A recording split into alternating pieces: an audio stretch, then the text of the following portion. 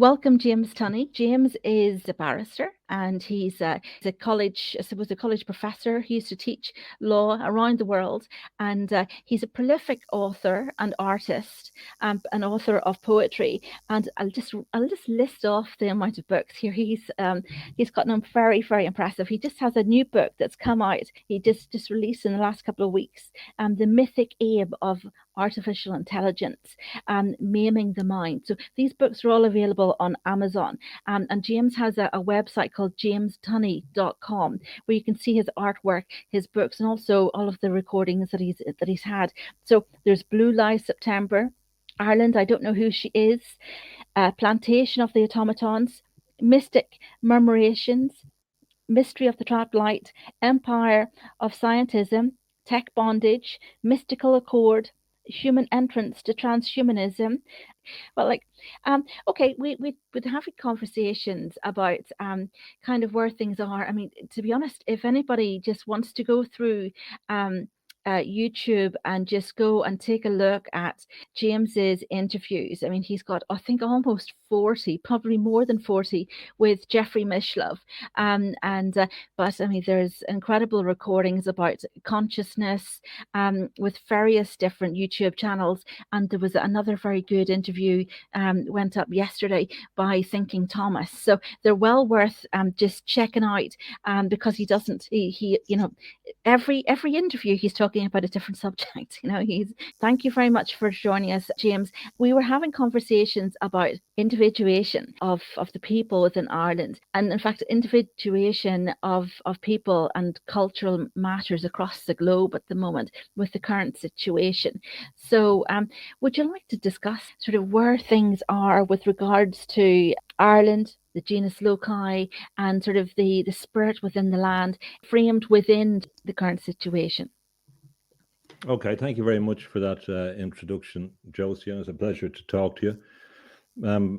I have two premises in my public statements, my personal statements in the last few years. One is that there's a need for spiritual evolution, and I've explained that in some of my books, and that's the light side, the movement towards the light, and the dark side is the imminent tech totalitarian world that we're entering, and Ireland is involved in that, and these issues become critical issues that we've experienced before, but issues that we haven't experienced before.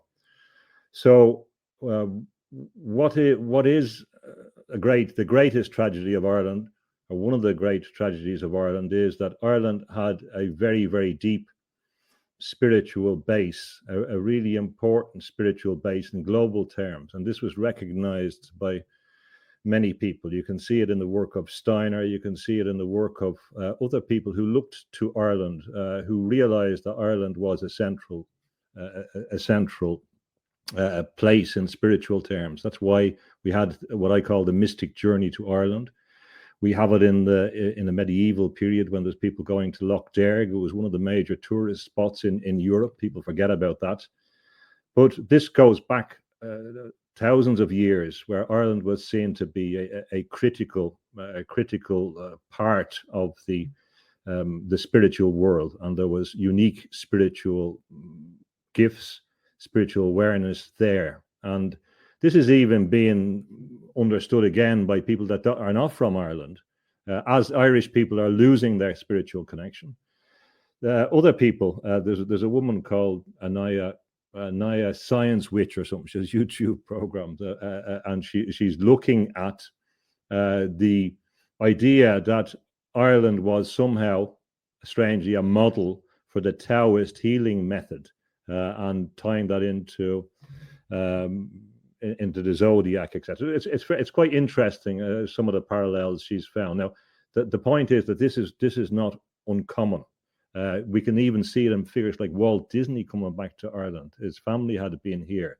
There's a deep, deep spiritual connection to Ireland, which is why Ireland was a prize, which was why the Normans were very interested in Ireland, and why the spiritual background figures is why at the end of the 19th century they dug up Tara looking for the Holy Grail. This is a long long tradition that Ireland is of central importance. Now, the great tragedy is that Irish people have given that up in the last generation, it seems. To make a generalization, but there's been a mass relinquishment of this awareness of the uniqueness of Irish spirituality. And that's of course related to materialism, to a focus on consumerism and the success of the kind of propagandizing system, that people have been willing to give up their spiritual traditions for affiliations with football clubs, with Arsenal, with Liverpool, with Man United, with a kind of adoration of soap operas. It's unbelievable what they have chosen to give their attention to. Once you give your attention to something and in that degree, you enter into what would have been adoration beforehand. So this has been a remarkable loss of spirituality, a remarkable loss of connection with the land in particular. And this, when I was writing about Indigenous rights, I started off years ago with the assumption that there was the remains of an Indigenous culture in Ireland, meaning a culture where people had connections with the same land for thousands of years, the same piece of land. This is the essence of the Indigenous relationship with the world. And we had that.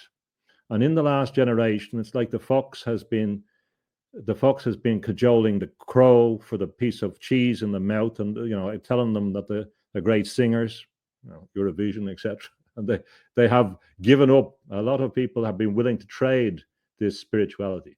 Now, there's one point I want to make in relation to this, is that I think Irish people, and I see it in the neo-pagan movement as well, have failed to understand the particular brand of Christianity and the peculiar brand of Christianity that informs this background. So I see I see in a contemporary sense a lot of critique of the totality of, say, the Christian input as well on top of the pagan input. My belief has always been that there are different elements to the spirituality in Ireland that can coexist. Now, ignoring what has happened in the Catholic Church in the last generation or two or whatever, if we go back to the early Christian period, we see there was an utterly different approach, which was unique in the Celtic world, in Ireland in particular.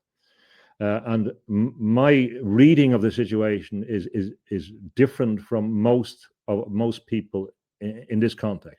What I want to argue is that actually the Druidic pagan culture influenced and took over the Christian. The Christian, it wasn't the other way around, and that really the idea that there was this great dominating force coming from Rome to take over the pagan scenario is not true, and that therefore it's a mistake to write off a lot of the Christian spiritual tradition as well, because people do so because they have failed for two reasons. One, they failed to understand it, and secondly, if we look at what I'm arguing against, the New World Order, whose objective is to destroy the nation state, religion, and the family. This is what H.G. Wells said. Then we have to be suspicious when people are saying, well, throw all that religion out, because the baby can be thrown out with the bathwater. So what I suggest is that Irish spirituality had a number of different themes that coexisted. And in particular, just on the early Christian phase, if we go back to the year 536 to 540, this was a critical period in relation to a change in the Druidic culture. What happened in those years was that there was a massive eruption of volcanoes around the world. This is attested to scientifically. Scientists have become more aware of this, that there was a darkness that came over the world in those years. There was volcanoes, they believe, went off in Iceland, went off in the United States, and probably Krakatoa as well. So this was really the start of the Dark Ages. This was the beginning of the end for the Roman Empire, because crops all over Europe were destroyed. Mexican civilization fell. A number of civilizations fell. And I believe that at that stage, that the Druidic culture said that their powers were weakened and they couldn't work. They couldn't deliver their knowledge to the people. And what happened was that if you look at the figure of Columba in particular, that they brought their Druidic learning into the budding church. There was no centralized church in the way that we understand it. And they fused it with Christianity. Hence, we get the sun and the cross. And that's where we get Iona and the great creativity that emerged there. And also the tradition that recorded Irish culture, that recorded stories about the myths and legends and that. So I don't hold with this oversimplification, which aims to write away all that history. I think it's too simple. What I would point to was the arrival of the Normans in 1169. Now remember, when the Normans are coming, they're coming as Catholics notionally to destroy a supposedly Catholic country. Well, people they regarded as barbarians at that stage. So what we have then is a different strand of Catholicism coming in to displace the existing Irish one, which had fused with pagan traditions and was different to a centralized context. So we have all these traditions that we don't know about, that we don't understand what the game was. We can't understand even why they wanted to conquer us, what was going on, what the game was, and what was at play. For example, and this is the thing that a lot of people don't understand, most of we often, we're brought up to talk about the English, but of course the English that we're talking about weren't English, they were French. The Norman French kings, a lot of the kings associated with the conquest of Ireland were French. They couldn't even speak English, or based in Wales. And one interesting thing about them was that they were very afraid of the Irish saints. The one thing that they feared was the Irish saints. So we can see this in relation to Bridget, who was a classic fusion of pre-Christian and Christian thinking. So they were very afraid of her. They were very afraid of Saint Bride. And I can talk about that a bit more. So these were powerful figures that exerted influence over them. And we, over a period of time, relinquished these powerful, symbolic, spiritual figures, not understanding how significant they were. And that Norman tradition, going back to France, is what I believe is ultimately behind the New World Order. And I've explained that in the Plantation of Automatons. So all along the way, we've been giving away spiritual power. Now we're giving it away very, very cheaply. So as well as that, the connection with the land has been given away. So the other strand that existed in Ireland in particular was this connection with the land, the connection with the locality, the incredible history and connection with the good people, the little people, the shining figures, the range of figures that were there, and that's not a simple identification. It's not easy to identify. There's different figures in that people talk about, but the Irish people accepted that as a reality up to a generation ago, up to very, very recently, up till the greatest shift in Irish consciousness, the shift to a material consumerist culture, cosmopolitan culture. And they're willing to abandon all that as superstition. They've been told that that's superstitious, it doesn't exist. Anything supernatural doesn't exist. Now, if we look at, say, the Secret Commonwealth, Robert Kirk in Scotland, great work on the little people, we see that he didn't have any problem fusing his Protestantism with knowledge of the little people. There was no problem. There was no inconsistency. There were different ways of looking at the world. And in fact, the awareness of your local kind of the beings in local context made one aware of the higher dimensions. That once one begins to find out that there is a supernatural other world, then it's easier to engage in the debates about those bigger topics, about what's there, what are the different levels, what's going on. Now, Irish people had that. They believed in that in a deep sense. I used to enjoy talking to old people in Ireland, and I talked as much as I can. And sometimes people say, "Oh, well, I don't recall that. I don't," because they weren't interested in the same way that I was about understanding what the culture was, understanding what was there. And another important thing was it was an oral culture. So when Yeats and A.E. Russell, when they became in the 19th century, when they began to understand in the Celtic twilight that the information wasn't in books, the people had it, and they had it in their language, and they had it in the Irish language. When the translations began to come, often through German professors or whatever, then they realized that there was another world in reality existing that they knew nothing about. But they understood immediately that it was of superior nature to what was being made available, because the British Empire always looked to Greece, to Rome, to Babylon, to the Middle East. And here was a culture that was directly still connected to that. And the stories the people had, and the awareness and the understanding of the reality of this other world. And in a generation, we have been sold a pup, or they have bought it. Now, my critique is not solely of those forces that present it, it's of the reception of it, that people have really given up, or willing to give up, their sense of their spiritual identity. Because I believe that your greatest identity transcends any physical thing. It's your spiritual identity. And that spiritual identity, however people want to make their spiritual identity in their own journey, it's up to them. I don't enforce or compel or say that there's that can't be different paths to it. But I do think that your spiritual identity is the highest part of your identity. That was second nature to everyone in Ireland, and they knew that they existed in a spiritual world, that there were spirits all around them, that they lived in an animated world.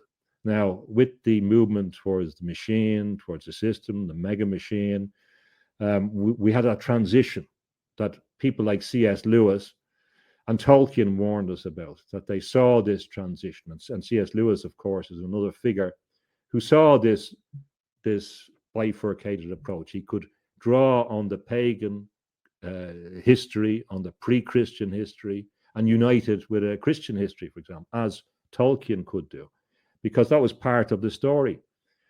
In England, for example, if we make a comparison, England suffered more drastically during the Reformation.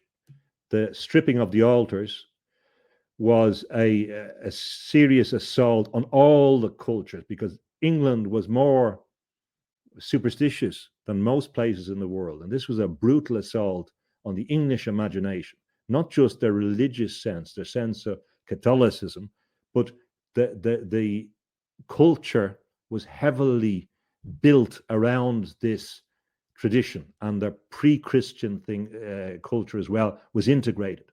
So that has been an assault on the English imagination that they have never recovered from. I believe that there's a survivals, but it was really an assault. So, for example, I hear about, it's usually the church and the witches and all this, but again, that was associated with Protestant state religion, because a lot of people don't understand this, that sorcerers are usually employed by the powerful, not by the weak. Sorcerers are employed by kings, queens, princes. They're the ones that use sorcery. That's why they're so interested in it. That's why they want to incorporate it. The empire of scientism, as I call it, is heavily based on this sorcery, heavily based on a long tradition, a long interest in things like crystals, for example, right through it, going back to prehistoric time. They have assimilated and seek to assimilate into that network, the indigenous culture that's there, the indigenous natural magic that is there. And They have finally done that now in Ireland. Ireland is going to pass the point of no return because the people are not interested in it. The people are willing to give up their spiritual identity, and I believe more in that. They're willing to give up their soul for it. They don't believe in, as far as I can see. They're more interested in the short term, in their material context. This has been a function of the Celtic Tiger. That's a massive generalization, but it's the basis of a critique. And we're also, it's interesting if you look at it in, say, mythological terms, or if one doesn't want to accept it as real in archetypal terms. If we're going through a Judas phase, that the people, because they want to take the empire of scientism, wants to take nation state, religion, and religion, of course, includes pagan religion.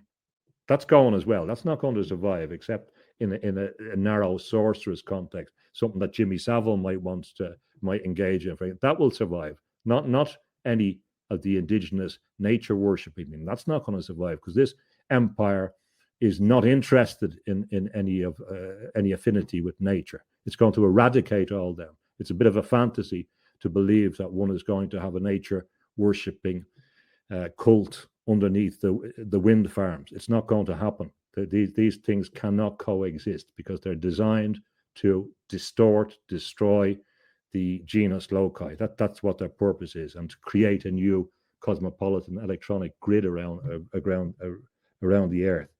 So well, maybe I should stop there. No, I'm just, to be honest, just everything you say is as ever, always on point. So look, massively, I welcome the statement with regards to sort of the Christianity, and sort of look, there was a really tumultuous time, but having said that, there was a lot of time of kind of coexistence, where the pagan traditions were kept going under the banner, as sort of exactly. Catholicism, sort of like the novena, all of these kind of things. Like literally, I mean, every other field around here, is attributed to some saint. I mean, this is the land of saints and scholars, So, I mean, as well as that, Josie, one little point on that.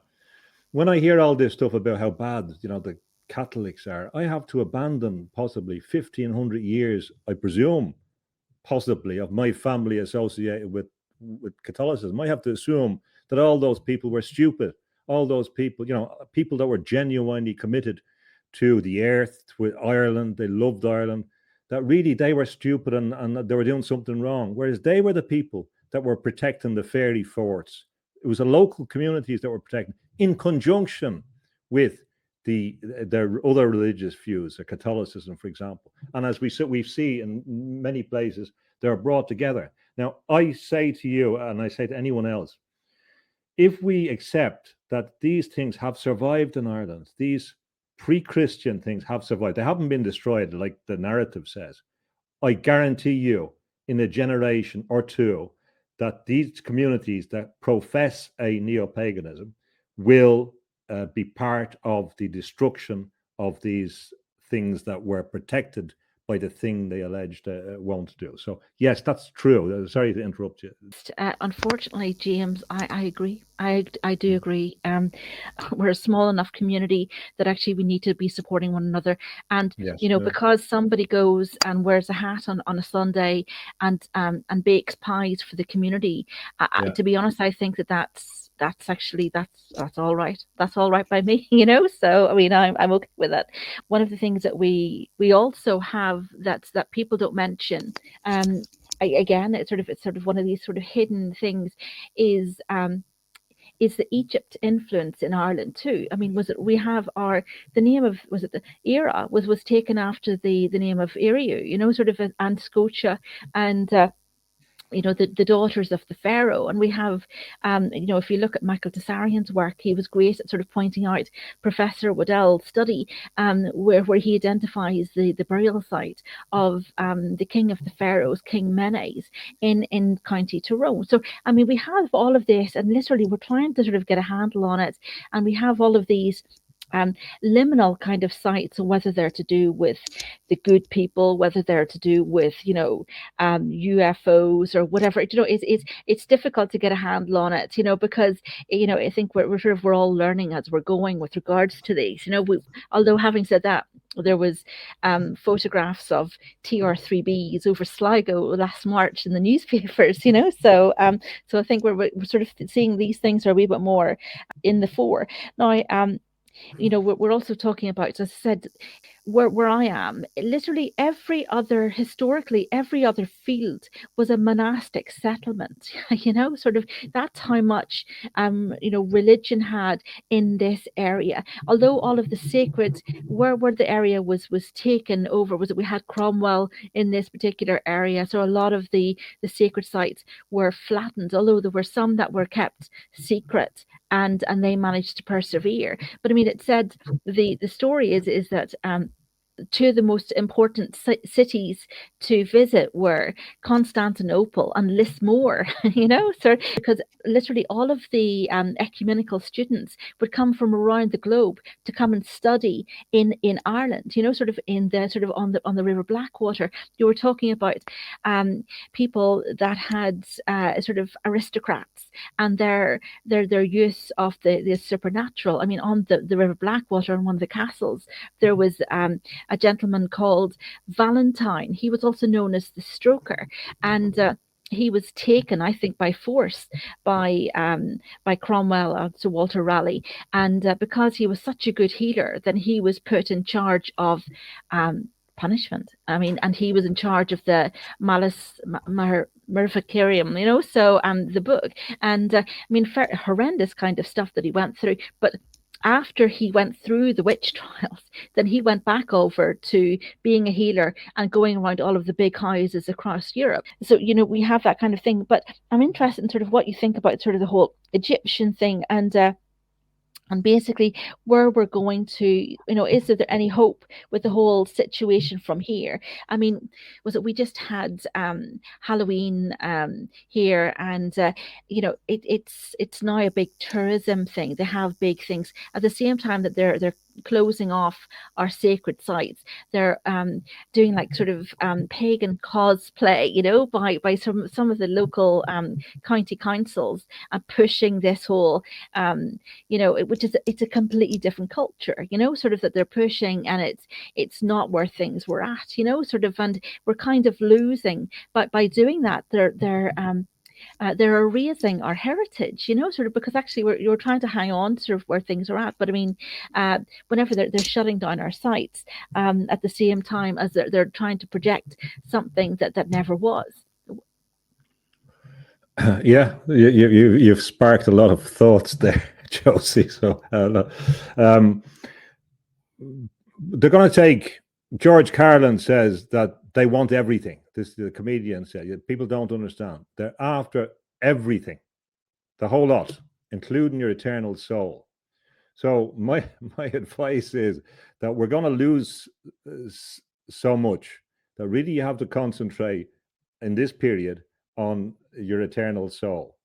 You don't want to be Judas. You don't want to take the 30 pieces of silver, because that's not going to end well. A lot of people has done. Now, we're to leave the universe. The universe will correct this eventually. It will be very, very painful. But what you're not meant to do is to get involved in these things. In many ways, there's a natural order about it.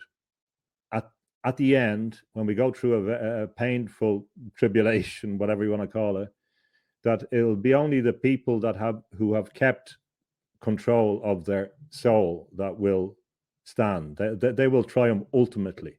But this process is a choice that people make. You can take your cars and your cell phones and your game shows if that's what you want. This is a choice you make, but it's a deep choice that you're making in this period of time. If you're, to live in that illusory thing without any spiritual connection, you have to take the consequences of that as well. Good luck to you. So the most important thing in all this, you may lose everything. The effort will be to destroy everything about Irish culture. Even, for example, I've heard discussions about Halloween. Now they want to make it out that it had no connection with Ireland. This is This is a job that they're doing. It's a hatchet job. It's the exact same as they did on the churches during the Reformation. It's a stripping of the altars of the imagination. They are going to take everything. Unfortunately, I can see that a lot of megalithic sites will be dug up and will be, there's a whole range. I don't want to make it too depressing, but it's not actually good on the present trajectory. That really, the local community was the people that who protected these sites, and the local community won't be there to protect these sites because, well, for obvious reasons. So the idea that you can have your bread buttered on every side and you can have everything at once, unfortunately, you have to make choices in the spiritual world. And so what is important, the most positive thing is that the contrast is so sharp that it's never easier than now to understand why you should lead a spiritual life as you see fit, why you should connect with nature. It's never been clearer than now about that there's dark forces that, I mean, they're before our eyes. You mentioned the connection with Egypt. Here's another connection. The monastic tradition in Ireland came from Egypt. The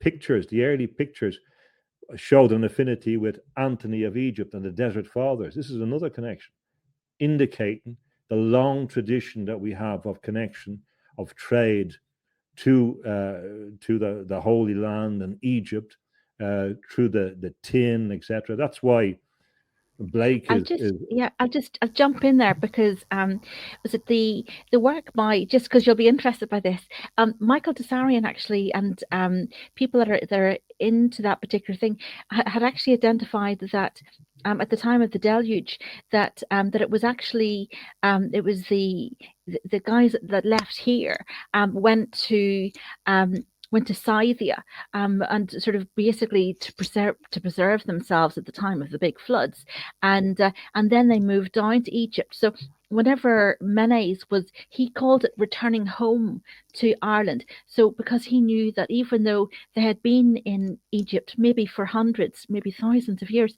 but he always saw that the land of the setting sun was his home. So and you can carry on with your conversation there. So where were you with regards to? Yeah, well, I mean, what's funny is that like this Australian woman I was mentioning, she believes, now I'm not saying this is true, but it is interesting when people from other countries begin to look at some of the correspondence. I'm definitely not saying it's true, but she believed that Ireland was the Garden of Eden. Now the point is not to validate that, but it's to indicate that really Ireland was significant in terms of international spiritual traditions. This is a long tradition, and the effort has been and continues to be, most noticeably now from the academy as well as politicians. It's the academic world saying no, that's not true. They deconstruct. They're trying to deconstruct everything that you knew was true about your country. They're going to eradicate that. This is the process. It's going to get much worse. So it's for example, it's the same as if I look at what the left-wing parties in London were writing. I have booklets there in the 80s, and it was about the prejudice against Ireland in Britain and the way they were being treated as subhuman. And now all of a sudden, when I hear Irish young people, they're telling me that actually Irish people were privileged. You know, they were privileged throughout their history because of their skin color. They weren't even regarded as, anyway, another story, but it's remarkable. This is going to continue. It's going to continue to a degree which is quite frightening. So you can't stop all that initially. There will be some movement against it, but it's not possible to stop that deluge that's coming. The most important thing is to understand for yourself, for your personal heritage, for your personal spiritual consciousness, for the health of your spiritual consciousness, and for the persistence of your spiritual consciousness, not to sell it out cheaply for some trick or some lie that's going to be all around us. The universe is going to work. The people that are selling these lies will have to pay a price for it. I believe that there is an inherent justice in the universe itself, and we can't necessarily taken on ourselves to enforce that. It's not our job to do, if you believe in the spiritual sense. If we look at places like, it's clear there are places that are critical in relation to magic. For example, to take one place, Lough Key in Ireland is the place where William Butler Yeats wanted to set up his magical castle. That's where he wanted to set it, on an island in Lough Key. And this is also a central place in relation to UFO sightings. There are places down there looking at UFO sightings. So, excuse me, this connection between the ancient traditions, natural magic, understanding the other world, and understanding the extraterrestrial world, or whatever world you want to call it, was all linked in Ireland, and they understood that. There's no question about that. This is where, of course, the Normans came in 1169, and they were concentrated down there. What people don't understand is that many of those had been to Jerusalem. They had been to the Holy Land. The same individuals that came to Ireland, they were involved in the Crusades, in military campaigns in the Holy Land, and they come to Wexford and Waterford. I believe that there is, and I'm not going to go into it too much, there is significance in Wexford and Waterford in terms of this Knights Templar, Holy Land, mystical connection, because they understood that Ireland was very significant. So it wasn't just for the goods they could get here. Yeah, just on that. Yeah. Just on that, and with regards to Knights Templar in sort of the Wexford area, it just so happens that the area where the Knights Templar, were based is also the same area where the Kennedy family came from, JFK's family. Yes, I'm sure. I'm sure that's just a coincidence. Well, I mean, it's another interesting, of course, in Kilkenny. Now, I can't establish a connection necessarily, but I wouldn't surprise me if there was a connection. But there was two main sculptural families that did the great artwork in Kilkenny, around Kilkenny, some of it in the Rock of Cashel. So these were real masons, and the Tunney family was one of the main ones. Now, I can't establish a direct connection, but I can see how they're not related to my family. But these were real masons. So if they maintained, as they would have done, I believe, they disappear after the Elizabethan era and the Reformation, of course, because they didn't want these people doing that type of Gothic statuary, etc. So the masons that came couldn't have been in the same line as the stonemasons. The idea that the speculative masons emerged from this tradition is just not true, because many of the stonemasons didn't continue in that context. But again, that's a connection excuse me, with Kilkenny, which is also supposedly connected with a whole lot of other figures. The connections with Kilkenny are unbelievable with the United States. It would be Tunney, so I mean it's the same. And actually, that family name comes from the same branch of the O'Neills that Columba came from. So I feel a bit of more affinity with some of these figures. For example, there's another connection. The life of Columba. I've done a video on that, which I think is interesting. But the life of Columba and Adam Naun, who was one of his successors. Adam Naun who wrote it, was also responsible for Adam Naun's law in 691, I think. So this was a law, the first law, and it was an international one because there was a number of countries involved in it, to protect women and children and non-combatants in war. And These are supposedly from people who hate women and children. The monks got kings and representatives together of the local nations to guarantee protection for people during warfare. I mean, this was a remarkable instrument. This is what they were doing. The reason why there are so many kings and queens buried in Iona was because they utilized their combination of, I believe, Druidic pre-Christian practices and Christian practices to enforce the control over the secular powers. This was remarkable. They believed that the anointing of kings, and that came from this tradition from Ireland via the monks, who of course brought learning back to Europe during the Dark Ages. So many of the traditions came from there. Now we're asked to believe that all this was made up. There's so many figures I hear saying, well, these figures didn't exist. For example, I contacted a scientist who studied this period to verify some points about the year 536 and 540, and it was correct about what happened. And I said I was studying in the context of St. Columba. He said, that's correct, but I don't think St. Columba existed. Now, the boy, no basis for that. It's just a prejudice, a dreadful prejudice. The scientific evidence for these figures is better than the scientific evidence, which I accept in relation to what their claims are. And it's also recorded in the north here on stones. There's recordings of what happened at that period.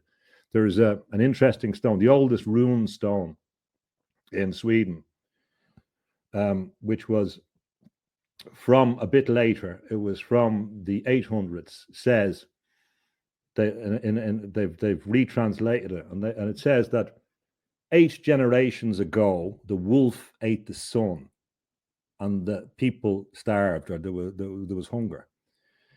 Now, what that referred to was these events in 536 and 540. That they suffered as well. As many people died, and they know that many people died as well from this period. And this is also related to their sagas and why they had particular saga about the Norse saga was heavily influenced by this as well. So we really have to understand what it is that there are simple things. For example, like the Celtic cross. There's a book by Hugh Crichton Miller which explains that the Celtic cross represented a navigation instrument. Because remember that these monks, I think it's accepted by a number of people, went to the Faroes, Iceland, and America with very, very basic instruments, but with knowledge of things like crystals and of the stars. It was believed that the Vikings were the first people to come to the Faroes, but that recently has been disproved, and it was monks got there. So these were incredibly adventurous, much more adventurous than their critics these days, much more willing to take risks than the armchair experts these days who deny it. They went in little boats to Iceland and saw the volcanoes because they knew as well that there was things coming from the north when they're in Scotland and in Ireland. When these volcanoes went off, they could tell where the stuff was coming from. They could tell by the movement of birds that there was things going on in these places, and they had to discover what was going on there, because they had a belief that they had to take the gospel to the end of the earth. So you had to find out where the end of the earth were. So there, all these connections are there. These were cosmopolitan individuals who were scientific in a deep sense. They used scientific principles, knowledge of the heavens. They used instruments to help them. And this is the last connection to make. I know you're interested in John Dee. Now, very few people explain where John Dee got his power from. They say, well, Edward Kelly helped him. Of course, Edward Kelly helped. Why did Edward Kelly help him? Because John Dee didn't have any natural ability, any mystical abilities himself. He wasn't able to do it. He wasn't able to see things. He wasn't a seer. So he needed Edward Kelly for these things. But where did he get his knowledge from? How could this man invoke, as he did, the British Empire? It's clear. He had the biggest library in Britain. Where did that library came from? It came from the monasteries. It came from the monks. All his library was taken from the monks when they dispossessed the monasteries. And all of this knowledge was in the monasteries.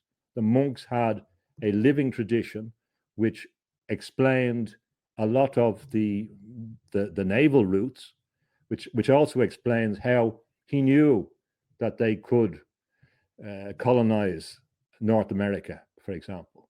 He knew about navigation things, and he had a lot of awareness. He was behind the growth of the naval empire, and he invoked the British Empire, supposedly in a magic ceremony down the Isle of Dogs in London. But that was because of they had appropriated the knowledge of the monks who had collected a lot of wisdom in their monasteries, and that was another reason why we had the devastating.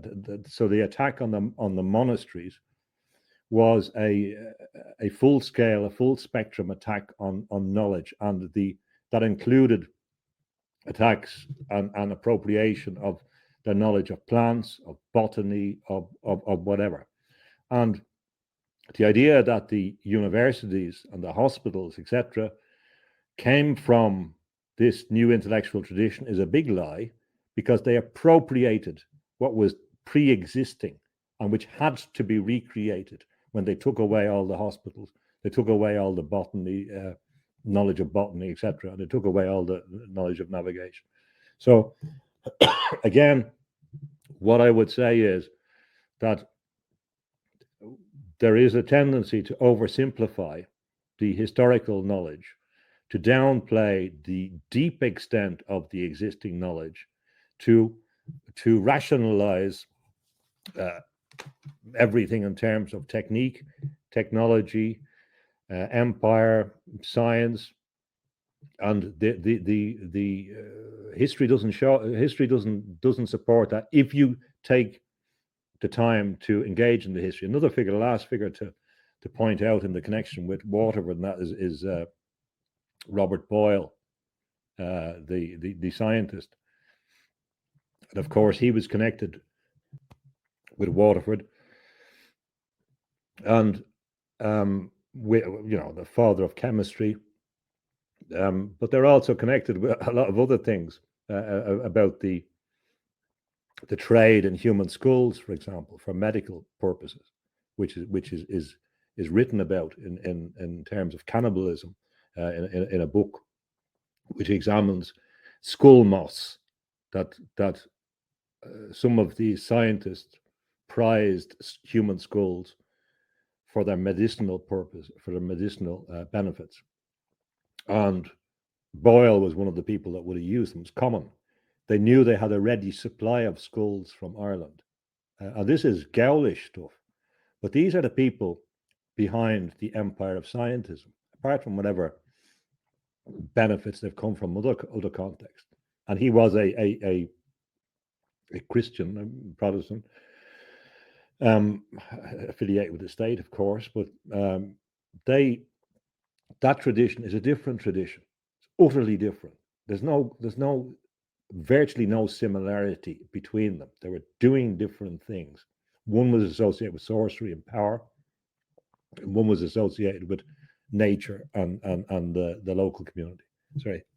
Yeah, just with regards to was it Boyle, it's kind of interesting because of course he was very into I suppose alchemical kind of things as well. I mean, there was the Boolean theories and so forth that he's sort of famous for, as well as sort of his scientific discoveries. But of course he lived his family had bought the old bishop's palace, which is now Lismore Castle, and so they lived there. But of course there was lots of sacred items that were secreted away and hidden in walls and so forth that they've been finding ever since, so I mean, they knew the power in sort of the sacred items. But I mean, that those monastic settlements were sacked regularly by even the Vikings. Whenever we are looking at Ireland in previous times. The likes of Christopher Columbus, apparently in the documentation with regards to him, that for him to go and find the Americas, he had to come to Dublin and employ a guy called, apparently it says in the diaries, he had to come and employ a guy called William, who was going to show him the way. So it meant that Ireland had been going backwards and forwards already. But I mean, if you to look at the work of Michael Desarian and actually and Jack Roberts, and they've been highlighting that the likes of the carvings in sort of in the Mayan structures, which are thousands of years old, that they're basically identical to the carvings that we find in the likes of Newgrange. And was it Martin Brennan and Jack Roberts were able to, they did an awful lot of sort of the early work 40 years ago, but they took the carvings over, and literally the people sort of in those South American areas, they can read, they just read them. It's just script to them. You know, there's no difference to that and sort of normal writing for them. So that shows that sort of, and also in those particular areas, there were also images of what they call the little people, and they look uncannily like what people would call the leprechauns here, you know. So you know, all of these things that we sort of think, well, sort of that's just a folk tale, and suddenly we're seeing carvings, you know, that are you know 1,500 years, 2,000 or 3,000 years old, which show exactly, you know, what we're talking about over here in Ireland. So it sort of shows that that the connection goes back thousands of years, that actually, you know, it sort of, we're kind of maybe being a bit arrogant with regards to sort of thinking, oh, that we're the smartest, that actually it seems that we've been outwitted, you know, sort of. And the more that we look into these guys, the more we realize we're kind of we've kind of lost a lot in you know, over the years, and I think we're sort of maybe suppressed. But I mean, you were talking about sort of Indigenous rights. I mean, I was looking at legislation, and I believe that Ireland had actually signed a thing with the EU that that there's no Indigenous people in Ireland. There's no particular tribes, you know, sort of, even though like your family goes back thousands of years. Certainly I can trace my family back thousands of years too, in Ireland, and sort of. But having said that, you know, sort of, I would say that's a pretty good lineage, you know, sort of. I would like to think of myself as being a native of the country. Where can we take this? Because I mean, you know, is we see people, and they've been pressing the whole legal issues about X, Y, and Z. I mean, what hope do we have from here on? I mean, you know, the sort of those systems. What do you think, James? It's so restrictive in Ireland. I think people should be aware that they're living in a very restricted zone, lest they don't, you know, they don't seem to understand this yet.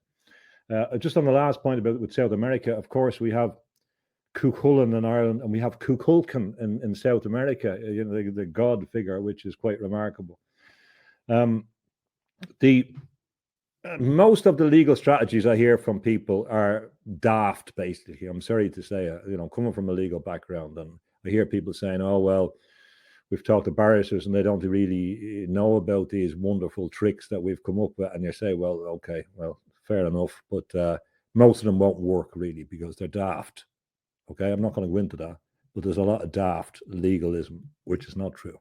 Whereas if you look at the simple reality that, take the 1937 Constitution that my family and others were fighting for, and we're fighting to house for something which was unique in Irish, despite whatever flaws in it.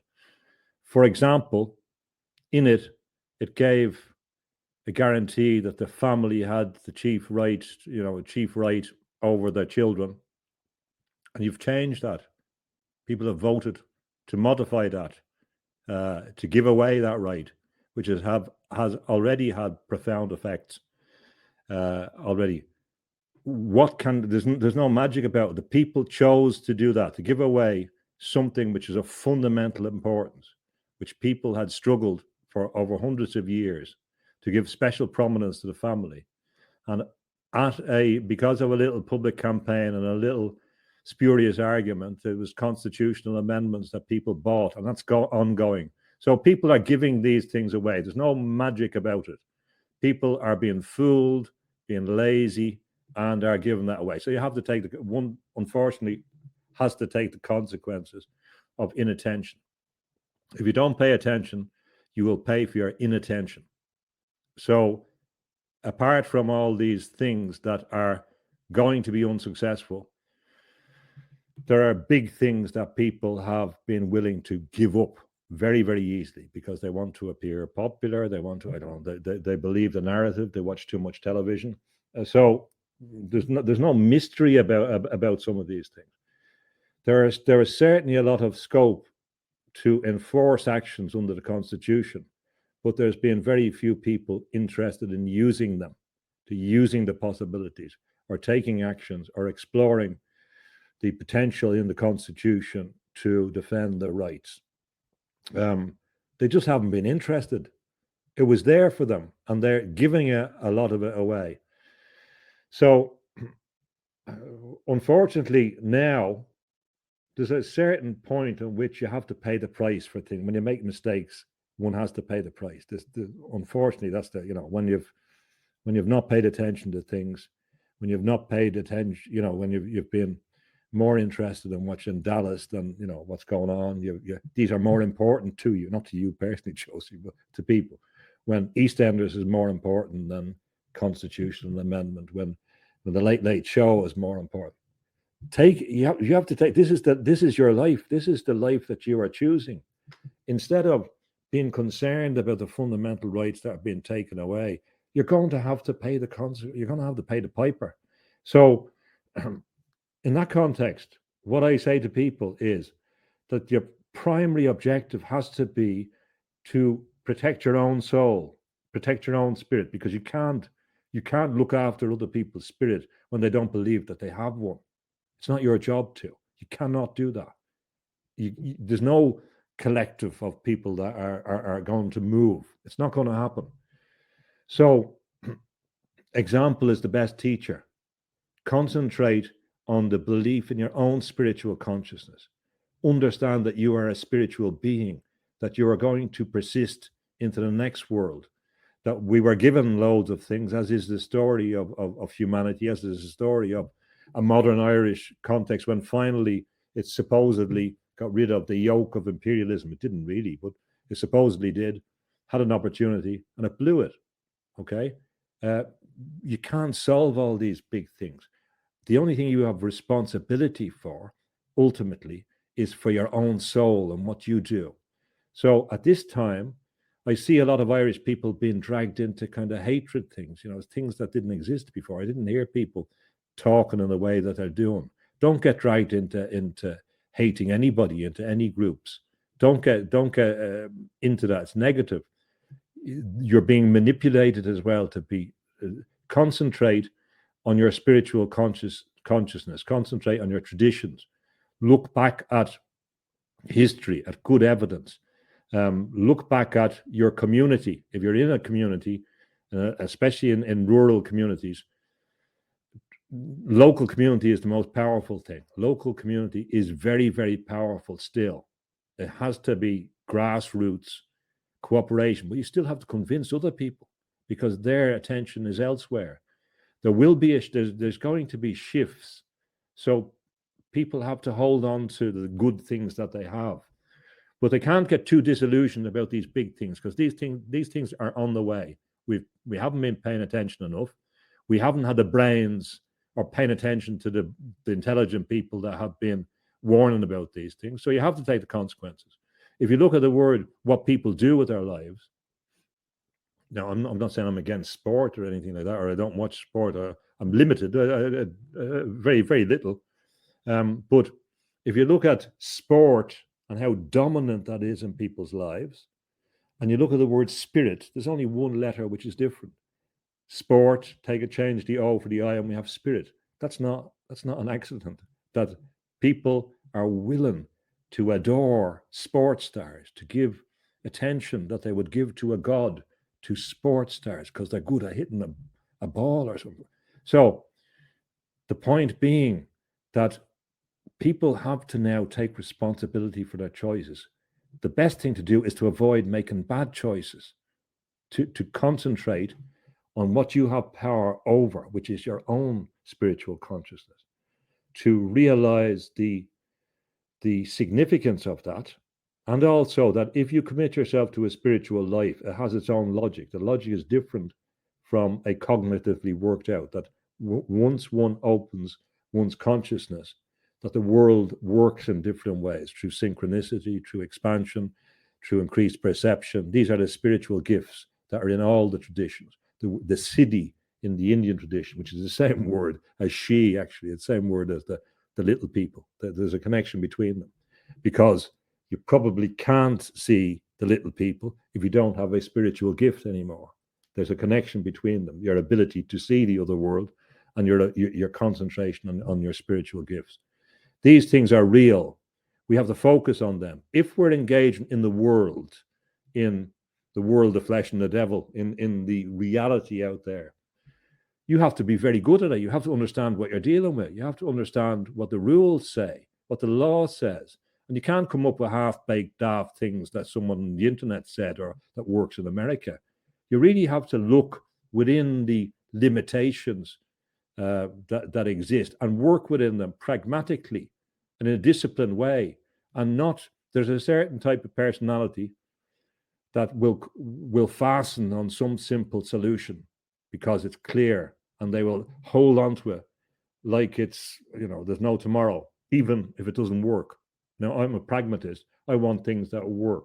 You really have to be disciplined in relation to dealing with practical problems, how to protect heritage sites, how to protect, and there will be a need to protect heritage sites. There will be a need to enlist the local community to explain to them the significance of these things, to stop them being privatized. That's another problem which has happened to the churches. It will happen to some of the other heritage sites, because under the UNESCO Convention, when you say something is a UNESCO site, and UNESCO, of course, was associated with Julian Huxley, transhumanist, the man that defined transhumanism. So when you say something is a UNESCO site, you're saying this is the property, this belongs to the world. It doesn't belong to the local community. It doesn't belong to the people. Some of these things that we think are great, we're getting a UNESCO site. It means that your claim on that is gone. You've given it to the world.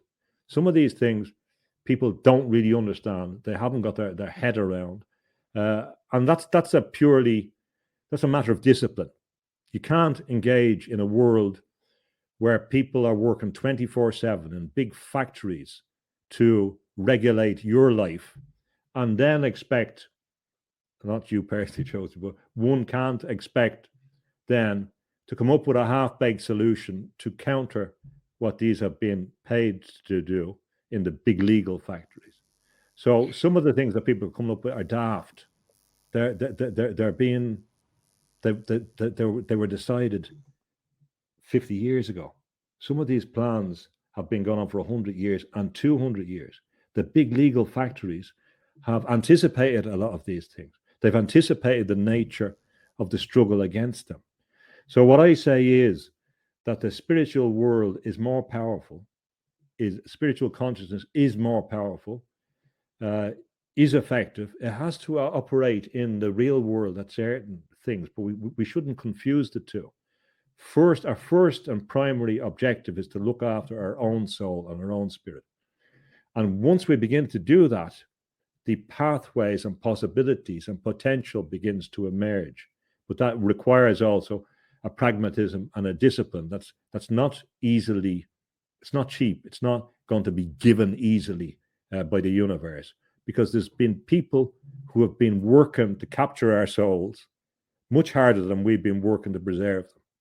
So what I would say to people is understand who you are, understand that you're a fractal of the divine, a part of a divine hologram, and that there are people that want to confine you, not just in this life, but in an eternal sense.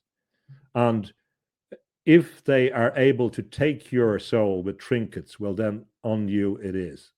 If they're really able to convince you that you are a meaningless accident in the universe that evolved in accordance with their daft theories, well, and you were just an accident of no value, kind of like an animal, but maybe even less than that, well, then you have to accept the consequences of that view. So at this point, in relation to the crossroads, the main thing you have to do is believe in your spiritual consciousness. That's the main thing, and that's really the only thing. The other things will have to work out. We may lose you may lose your country, you may lose your religion, you may lose a lot of things, but you have to maintain the spiritual consciousness, because the spiritual consciousness ultimately will triumph. That's the trump card. You cannot give that up for anything else. James, I mean, whenever you're talking about these issues, look, I don't know where you're at with regards to sort of the common law and things like that, but I mean, I've been looking into it and sort of having people talking about sort of straw man, about registering your property, that you're signing it off, and whenever you're registering a child, you're actually signing the child over to the government, and all of this kind of stuff. And it's eye opening. The one thing that I can really say about it is that people, once they go down that route, they really get a really strong connection to their own sovereignty, and they're sort of saying, no, I'm taking this on myself, and they have to do it all by themselves. They're generally disregarded, but they're saying, I am, basically I'm not one of your Black's Law persons, sort of, I'm not one of your Black's Law citizens, that they're realizing that the language itself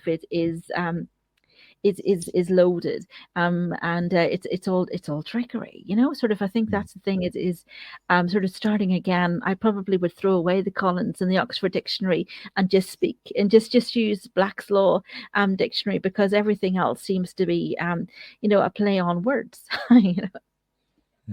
Yeah, I mean, good luck to anyone that does that, and sovereignty is very, very important.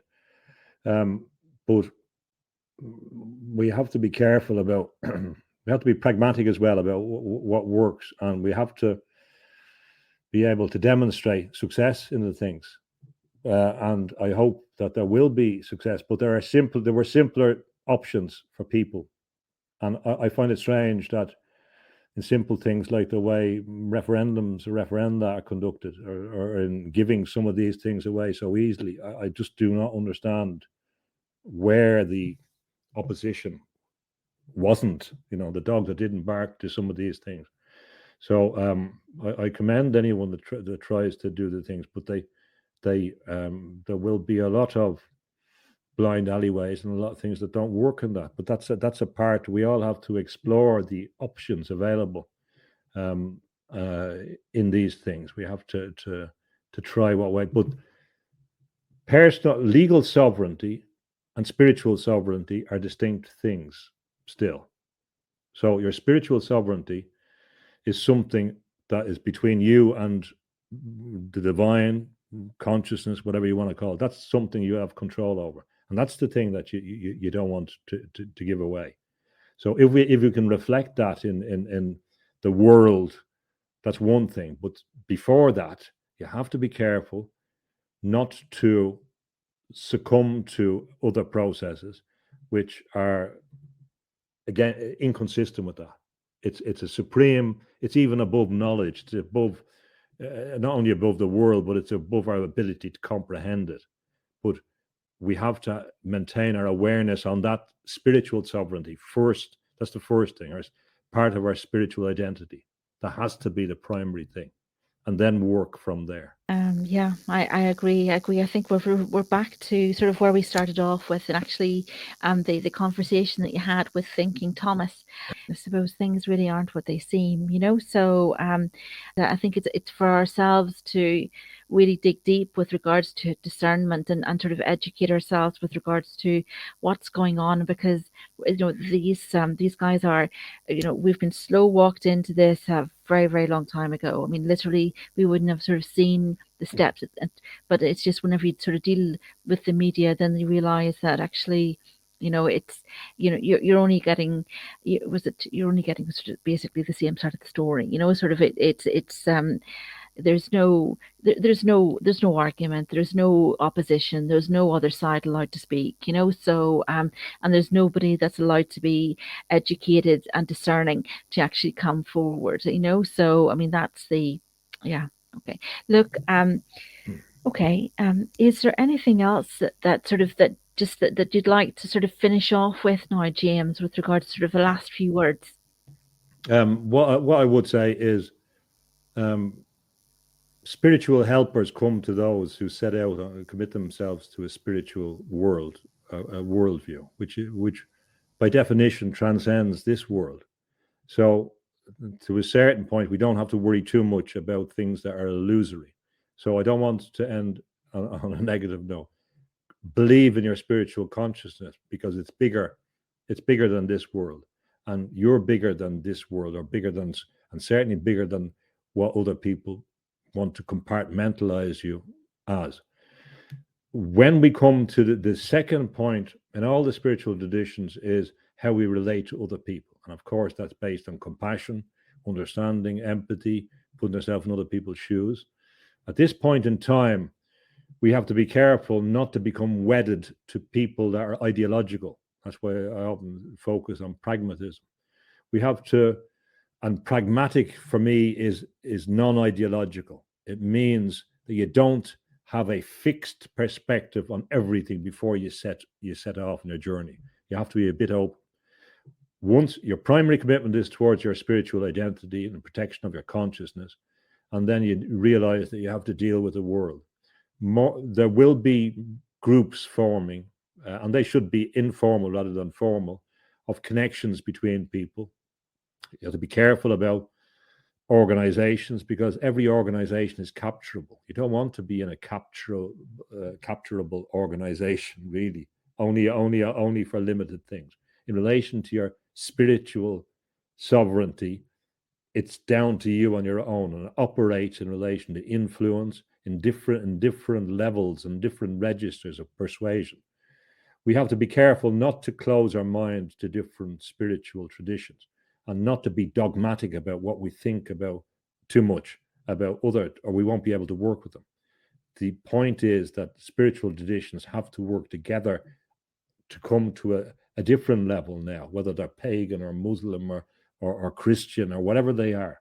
They're going to have to work together to protect all themselves against this empire of scientism. They have a common interest, and there will be benefits there, and more people will realize that.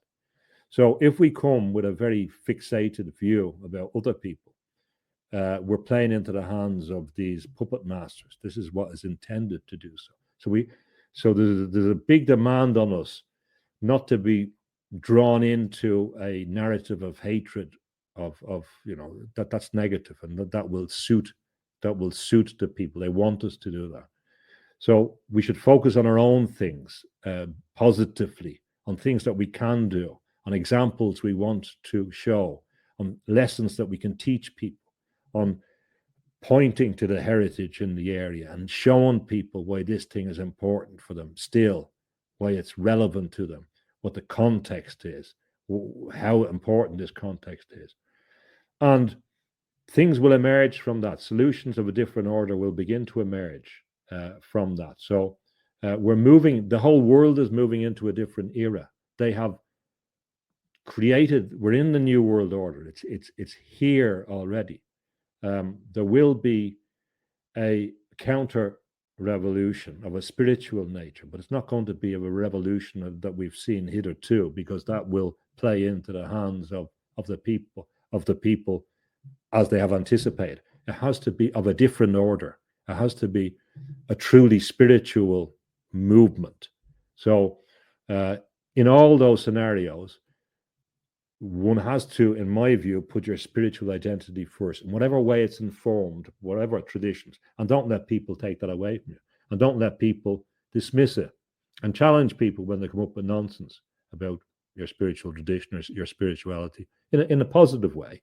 There's no point in losing energy about it, but in a courageous and quiet way, speak what you know about and ask questions and try and persuade people and be a spiritual advocate, an advocate for the spirit of humanity, because it's the whole species which is being attacked.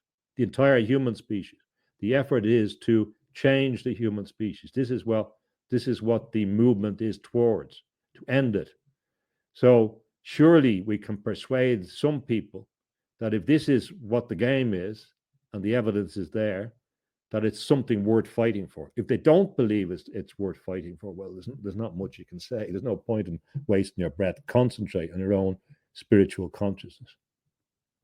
It again brings us back to James thinking about the how sort of A.E., George Russell, W.B. Yeats, and how Lady Gregory and Jack B. Yeats, how they treated the whole situation 100 years ago. You know, sort of with the bringing in of sort of the Celtic mysticism and the Celtic twilight, sort of, and the Inklings, sort of, and their movement at that time to basically to bring around a massive change through the likes of art, poetry, and writing. So that's why your work is kind of really so important, you know, sort of. And there's other authors too, but they basically captured an essence of the culture of Ireland and brought it through, and I suppose in a romantic kind of a way, you know, sort of. They really captured on that point, Josie, the reality was they were transposing what ordinary people were living. So the real heroes were the living people doing ordinary things, preserving this for nothing, you know, except for they understood the value of it. And I remember speaking to old women in our relations in Ireland, and I still have an old relation. She doesn't live in Ireland anymore. She's in her 90s, and she would be Catholic, but she also talks about speaking to the rocks and, you know, second nature, you know, the rocks and how they speak to her. And this is a language that's pure indigenous stuff. They weren't incompatible. That she could move from one to another. She could talk about the mountain speaking in a real, this is 100% real. She could tell me about all the spiritual beings she's seen. These people were the heroes. And when I talked to older women in Ireland, they, for example, even though they were Catholic, often the ones I was talking to, they had a deep belief in the Holy Spirit. Now, this Holy Spirit, I believe, was a combination of pre-Christian things. It wasn't anything you could put in a box. It wasn't anything you could put in a book. They never learned it from a book. This was a deep, total connection, which is totally consistent with the Great Spirit. Now, so again, another connection with the indigenous people. It was totally of that order. This has been ignored. All these things have been ignored. All this stuff about how ordinary people saw the world up to very, very recently, and these were real things that worked. It worked insofar as it kept them living through the most horrendous circumstances over hundreds of years, utterly devastating assaults, actual assaults historically, every generation. These things helped them to survive in the same place that had experienced genocide and rebellion and torture and all the stuff we know about in the history. But these spiritual traditions enabled them to survive and spiritually to persist. So they're all there. So all these people that we know that took the torch, we're taking it from ordinary people who live this stuff, and we have to, insofar as there's any remains of it, and there's very little in the older generation and the people in the way they saw the world, we really have to bear witness to that, so that we can maintain that torch ourselves in our own lives and reclaim what is our heritage. It's not. It's Yeats was very aware that he was coming, that his family had been in Ireland for a few hundred years, but that he was witnessing a culture that was a different culture than his own culture, and that's why he appreciated it. But what about the people that live that culture up to very, very recently, that preserve that culture as a living tradition, orally and in their lives? We should, before the tide disappears, we can bear witness to it too, and make a real force, which is not only relevant to Ireland. If Ireland doesn't want it, I can assure you that there's other people around the world that want it, because they understand that it's a valuable, long continuity. And however much culture is eradicated in Ireland, as it will be, some of these things will persist and persevere. And I feel that commitment to those older Ireland. If the young people don't want it, that's fine. I don't care about it. They can make their choice. They can choose, as they have done, Richard Dawkins and techno music and whatever they want. That's fine. Let them have it. But I feel an obligation to that, because it's in me, and I will continue it as far as I can do. And that's where the continuity comes from. It doesn't come from other things that we may have expected to do. It's coming at a different level that we can share in if we choose to. Was it that a lot of our people went to sort of America and to Australia and so forth, and a lot of them took our culture with them? So they actually, was it, I speak to some of the people from the Appalachian Hills. What's interesting is they actually took the culture with them, and in the Appalachian Hills, literally they were in a little bubble, and they just continued living it, and literally they still keep every aspect of the Ulster Scots culture alive over in America. And even the likes of that, we're not maybe doing it so much here, but it's being done in America, and they're all doing it in national Irish costume. It brings us back to the book that really tuned me into all of this situation and the whole conversation that we needed to have. So I appreciate it, which is Ireland, I Don't Know Who She Is, where in some point in the future, people sort of are just grey, and it's actually the genus loci, the spirit of Ireland, and the likes of sort of our little courts, Fieldstones. It's one of those books that you read and you come away and it just lodges with you, and it just gives you such an insight that it probably will stay with me for a good few years. A funny little thing about that, this was written before all this stuff about the medical stuff that's been going on for the last few years, and the boy was getting vaccinated for Australian fruit bat virus. That was before all this stuff happened. So I kind of anticipated that, as I did a year before the monkeypox thing. I suggested in one of the interviews that might be next. And in Blue Lies September, I could see lockdowns happening in London. This was before it's in the book. Now I gave a different reason why they would happen, but there was lockdowns and kind of curfews in London. This was written before, which was signalled by strange lights on the dome of St. Paul's. It starts off, I think, on page 1. They're seeing this. The woman is seeing strange lights on the dome of St. Paul.